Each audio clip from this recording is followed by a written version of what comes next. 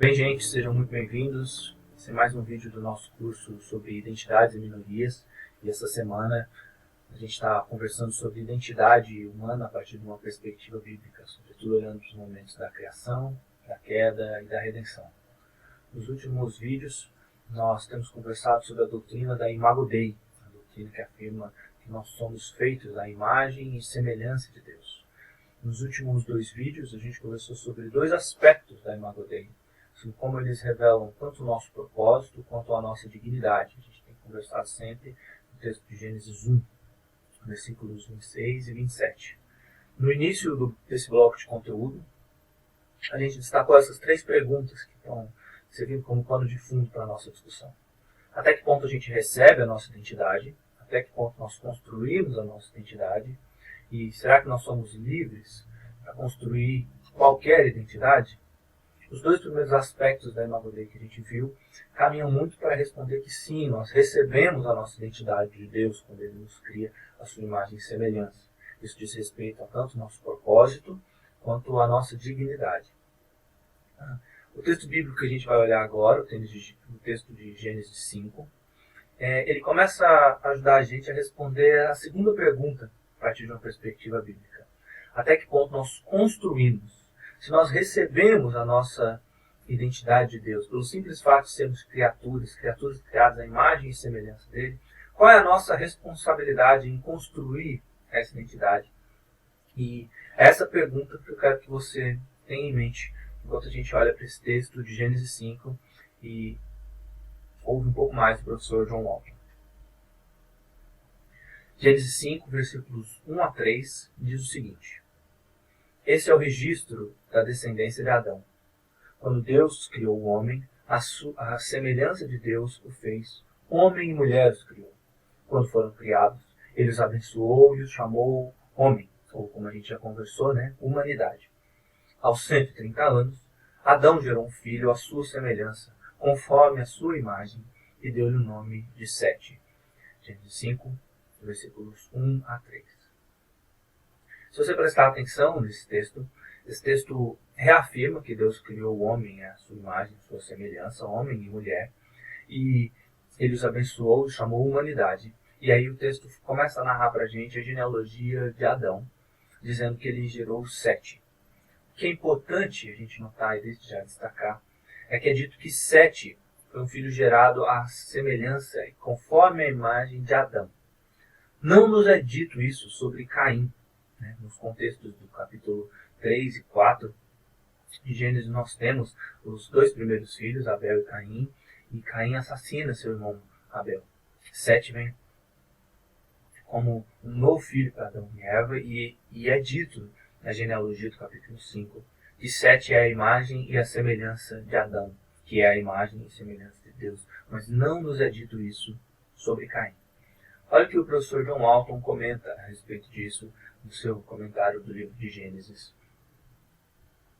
Talvez o texto mais significativo, Gênesis 5, 1 a 3, compara a imagem de Deus em Adão à imagem de Adão em Sete. Isso vai além do comentário sobre plantas e animais que se reproduzem depois de sua espécie, embora certamente as crianças compartilhem características físicas e de natureza básica, de natureza genética dos seus pais. O que une as imagens dos ídolos com as imagens das crianças é um conceito de que a imagem de Deus nas pessoas oferece a capacidade não apenas de serem como vice-regentes, de servirem como vice-regentes de Deus, seus representantes do seu governo amoroso, da sua presença cuidadora, representantes que contêm um pouco da essência de Deus, mas também a capacidade que os seres humanos têm de ser e agir como Ele, de ser e agir como Deus. Assim, Gênesis 5, versículos 1 a 3, é talvez o texto mais significativo para determinar como devemos interpretar a imagem de Deus. O Walton está destacando aqui que sermos feitos à imagem e semelhança não tem a ver somente com o nosso propósito, não tem a ver somente com uma dignidade inerente. Tem a ver com o potencial que nós temos, a capacidade que nós temos de agir como Deus diz, nos tornando cada vez mais parecidos com Deus, de sinalizar o governo amoroso dele, a presença cuidadora dele, de uma maneira cada vez mais parecida com com o caráter, com os sentimentos, com o modo de agir de Deus. Ele continua desenvolvendo esse pensamento. Olha só. Enquanto um bebê pode ser afirmado como sendo a imagem de seu pai, poucos conseguem reconhecer essa imagem. Com base na imagem inerente e no relacionamento com o pai, a imagem se torna cada vez mais reconhecível à medida que a criança amadurece. Isso não ocorre essencialmente de maneira física, mas da maneira como a criança reflete as atitudes, as expressões e os traços de caráter do seu pai. O texto bíblico, ao nos oferecer essa explicação, nos dá a chave de que, embora estejamos todos à imagem de Deus, também temos a capacidade de nos tornar cada vez mais a imagem de Deus. Isto é, fomos criados com o potencial de espelhar os atributos divinos. Eu queria que você prestasse bastante atenção nisso, né? Essa imagem que ele evoca do bebê e dos pais, né?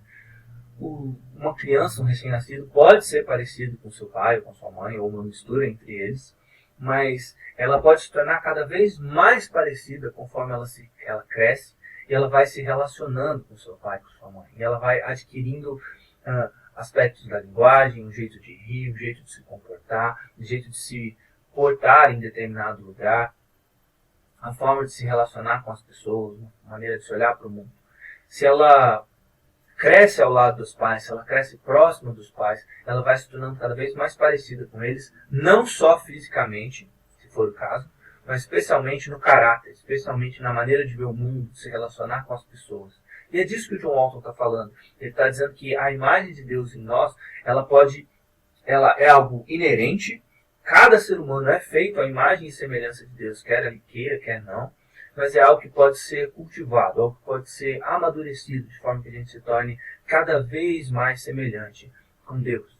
Pensa na linguagem do Novo Testamento, para ver como que isso faz sentido. O Novo Testamento tem textos, como Romanos 12, que falam que a gente não deve se conformar ao mundo, a gente não deve assumir a forma do mundo, a gente não tem que ser moldado, a nossa imagem não deve ser semelhante à do mundo. Mas tem textos do Novo Testamento, também tem textos como Gálatas 4, versículo 19, que o apóstolo Paulo diz para os Gálatas que ele sofre como uma mãe em dores de parto até ver Cristo formado nos irmãos e irmãs daquela igreja. Então, a própria linguagem do Novo Testamento aponta para isso. Nós estamos sendo formados e nós podemos ser formados na direção a nos parecermos com o mundo, a nos conformarmos com o mundo, na linguagem de Romanos 12.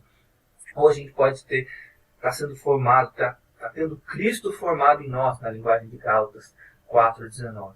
É desse tipo de amadurecimento que o John Walton está tratando aqui. Parece que foi desse tipo de amadurecimento, desse tipo de formação, que houve uma diferença fundamental entre Caim, que deixou-se formar pela sua natureza pecaminosa, sua natureza caída, dando ouvidos à violência, à agressividade, à hostilidade, ampliando esses ciclos ao longo da sua vida, e Sete, que passou a invocar o nome do Senhor, deu o nome do seu filho de Enos, que significa fragilidade.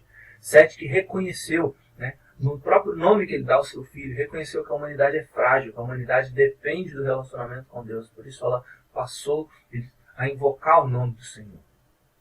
Eu separei algumas fotos aqui para falar sobre isso. Essa é uma foto do meu pai, da ordenação do meu pai, quando ele tinha 22 ou 23 anos, não sei ao certo, quando ele foi ordenado pastor. Eu olho para essa foto e eu fico assustado na semelhança que nós temos. Eu consigo, às vezes consigo me enxergar e me ver muito dos meus traços, das minhas características físicas. Eu ainda não era nascido, nasci alguns anos depois dessa foto, mas para mim é interessante perceber a semelhança que a gente teve. Não só a semelhança física, que uns vão poder concordar, outros talvez achem que não pareça tanto, acho que eu pareço um pouco mais com a minha mãe, mas a semelhança no comportamento. A gente tem muitas características iguais, a ponto de às vezes se irritar profundamente quando a gente está discutindo ou lidando com algumas situações que nós somos muito parecidos. E agora eu me vejo do outro lado, dessa situação.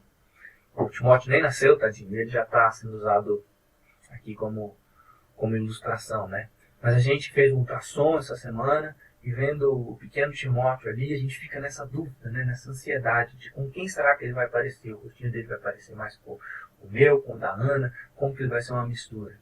Mas mais importante do que parecer fisicamente é as nossas preocupações vão na direção de será que ele vai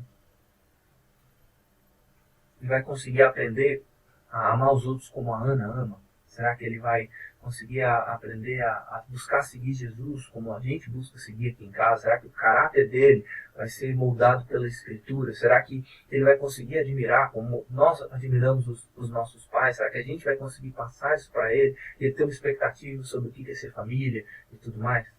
Será que ele vai se tornar a imagem e semelhança nossa, não só fisicamente, mas sendo imitador de Jesus, como a gente tem tentado ser? Esse é o tipo de expectativa que Deus tem para conosco.